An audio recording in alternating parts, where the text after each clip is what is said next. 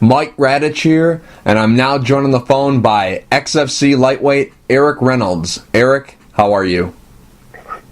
I'm doing great. How are you? I'm doing good.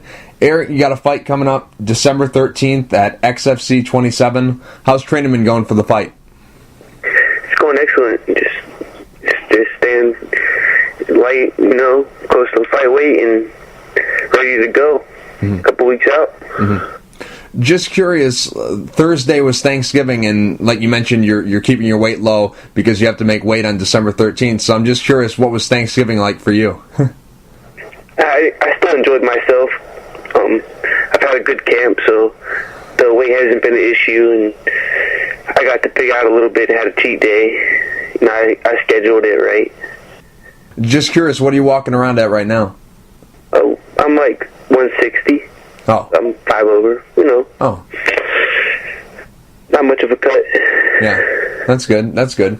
Now, on December 13th, you're going to be taking on Damo Grady. What are your thoughts about him as an opponent? I think he's definitely a veteran. He's fought top quality guys, and, I have a lot of respect for him. Mm-hmm. Now, he's not your original opponent. You're originally supposed to face Joe Elmore. Just curious, did anything have to change in training to prepare for a new opponent, or was it early enough in the process that it really didn't matter? Yeah, it didn't really make a difference, and they have kind of a similar style. I mean, they both like to stand up and bang, and will take they got similar styles, so it really didn't make much of a difference. I think Damo Grady makes a better opponent, so I think it's more interesting. It definitely no offense to Joe Elmore, but I think this makes for a better fight. Mm-hmm. Now, Damo Grady, he's from Michigan, and this fight is going to be taking place in Michigan. How much are you looking forward to, going into enemy territory and kind of playing that, quote, villain role?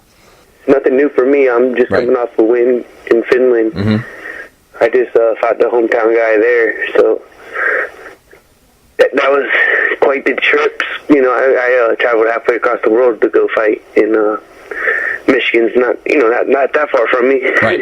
Right. You look at it in that aspect. Right.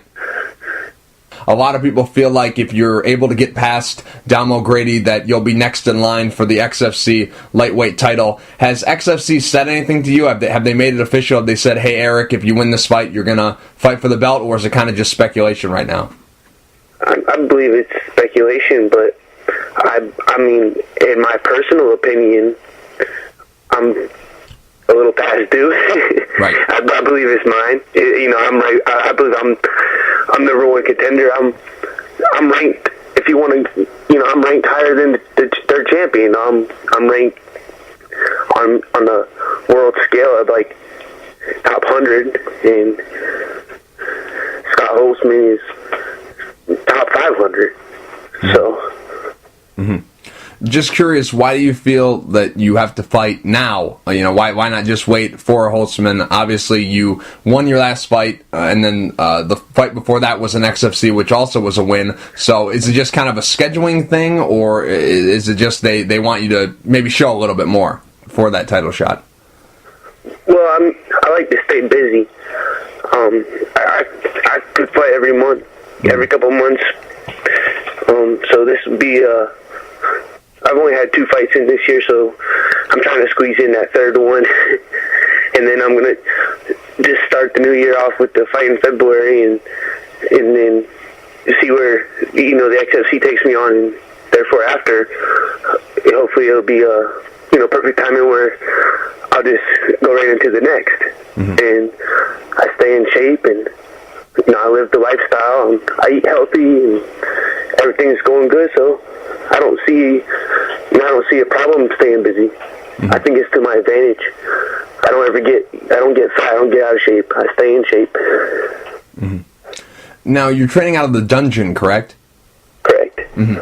Just curious, Eric, who are some of the people that help you out? Who are some of your coaches, and who are some of your training partners at the dungeon that help you get ready for not only this fight, but all your fights?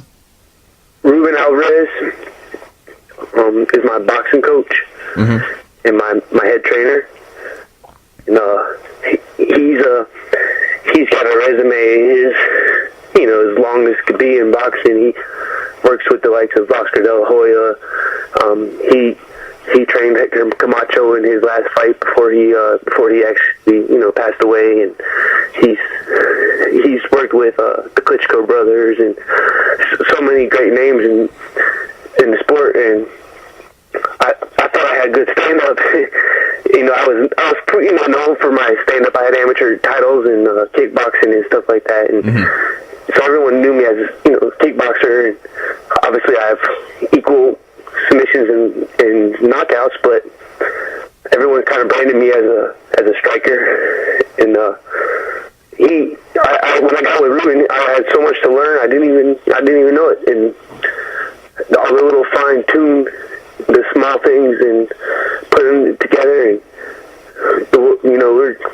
we're doing really good, and I like what we've done.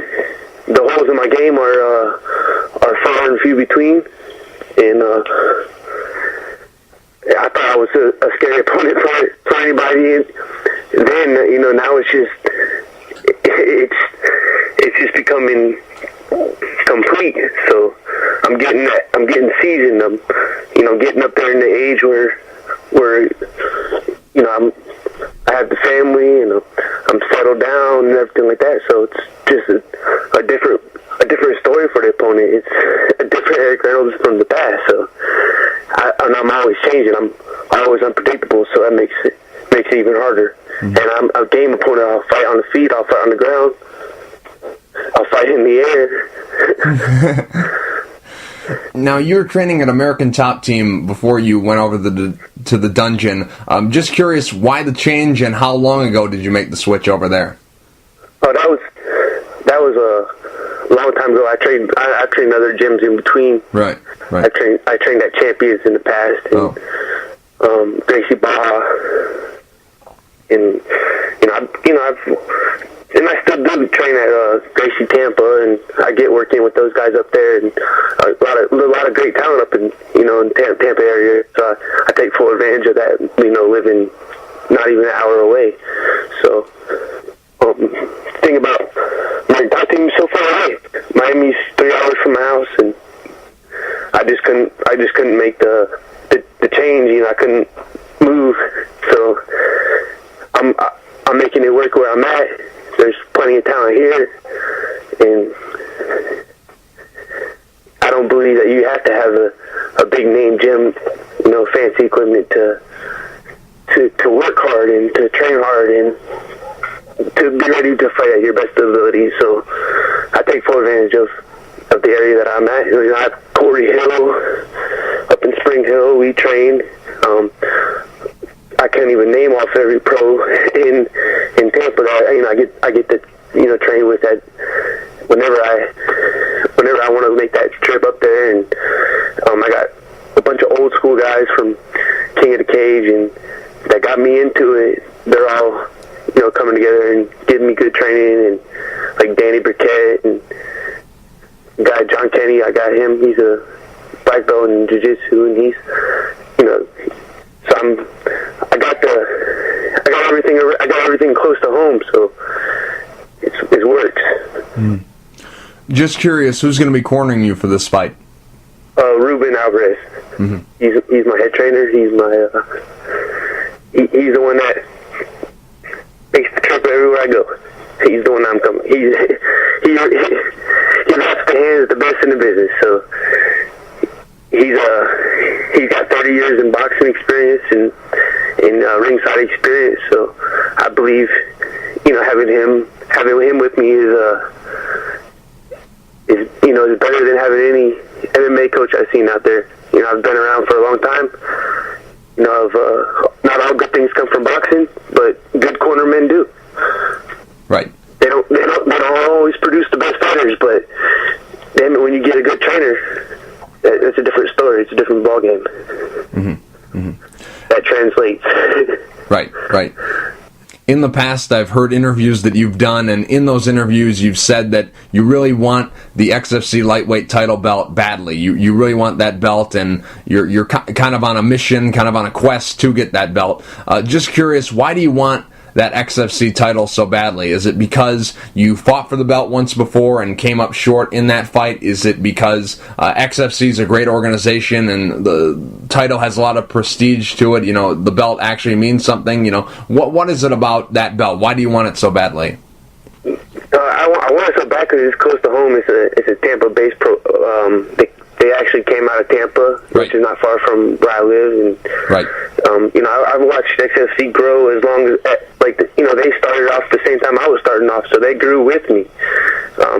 You know, I didn't fight with them early on in my career, but I did fight with John Briscoe. You know, my pro debut was with John Briscoe, so we have a little history. You know, we go back, and he's always treated me really well. He's always treated everyone well. He's fair. He doesn't try to get too personal, and he keeps it fair, which is, you know, he sets the friendship aside, which is I respect. A lot of respect for John Briscoe and the way he runs his organization and XFC, and the people he has working with him are excellent. TJ and Brooke and Heather and everyone that works for him, all of them. The people who even set up the games are cool. So it's, you know, that's why and like you said, I fought for the title before. I came up short. Didn't have my way last year in December, and so it's just, yeah, it's a little personal now. It's something that I set out to get, and it's something that I want to achieve. I want to get the belt, and I want to defend it. Mm-hmm. Just curious, how many fights left with XFC? How long is your deal with them? I'm fighting on my own free will. Oh, you just do single bout agreements whenever they offer you a fight? Yes, sir. Oh, I see. Now, Eric, you're 27 years old. You've been a pro since 2007. What's surprising about your record is, yes, you do have some losses on there, but the guys that you've lost to are all great fighters. Luis Palomino, Eddie Alvarez, Jorge Masvidal, Robert Emerson, Nick Newell, all great fighters. So every time you've lost, they've all been, you know, to respectable opponents. So no shame in any of that. But you're 27 right now. 18-6, 2-fight win streak right now. Do you feel right now that you're in the prime of your career? Well, I feel I'm still learning. I'm still making advancements. I'm still getting bigger, stronger, faster in the gym. So the prime is started. It's started, definitely. I'm at the start of the prime. Right. Definitely. When I hit somebody, I know I'm there. If that's what you mean. Like, I might be a lightweight, but I definitely pack a heavyweight punch. Eric, real quick before I let you go, do you have any sponsors you'd like to thank, and is there anything you'd like to say to the fans? I'd like to just tell them to tune in on December 13th on XFC and Access TV and The Dungeon. I'd like to thank them and you know, everyone, friends and family who stick behind me and got the belief in me that they know I can. And thank you.